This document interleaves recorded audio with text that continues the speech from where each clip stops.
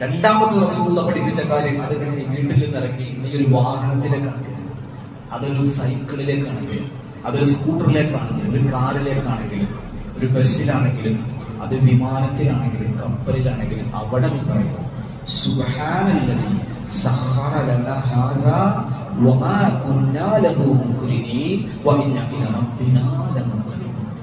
ഇത് പറയാം. അതാണ് ആശ്വാസം, അതാണ് സേഫ്റ്റി, അതാണ് സുരക്ഷിതത്വം. ആ സുരക്ഷിതത്വ ബോധം ഒരു സേഫ്റ്റിക്കും ഒരു സേഫ്റ്റി എക്യുപ്മെന്റ്സിനും ആ പ്രാർത്ഥന നൽകുന്ന സുരക്ഷിതത്വ ബോധം നൽകാൻ കഴിയില്ല.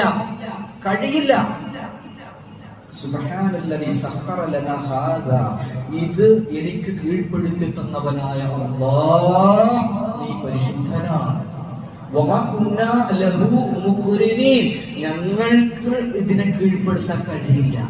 ഞങ്ങളുടെ നിയന്ത്രണത്തിലല്ല ഇത്, ഞങ്ങളുടെ നിയന്ത്രണത്തിലല്ല ഇത്. ഈ വാഹനം എന്റെ നിയന്ത്രണത്തിലല്ല, പൈലറ്റിന്റെ നിയന്ത്രണത്തിലല്ല, കപ്പിത്താന്റെ നിയന്ത്രണത്തിലല്ല, ഡ്രൈവറിന്റെ നിയന്ത്രണത്തിലല്ല.